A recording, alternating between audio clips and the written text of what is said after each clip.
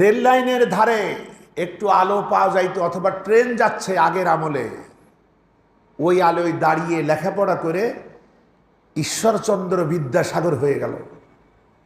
আর আমাদের ঘরে ঘরে এত আলো, কিন্তু আমরা চোখ বুজে আছি অন্ধকারে। এটা চলবে না।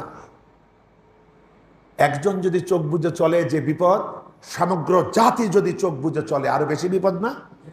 বন্ধুগণ, অজ্ঞতা নিয়ে মুসলিম থাকা যাবে না। আমি একেবারে ইসলামের সৃষ্টির সাথে আল্লাহর কারবারের একেবারে প্রথম কথা বলছি আপনাদের। কিন্তু সাজানো হয়েছে পাশাপাশি, কিন্তু নাজিল হয়েছে সূরাতুল ফাতিহার 15 বছর পর মাদানী জিন্দেগিতে।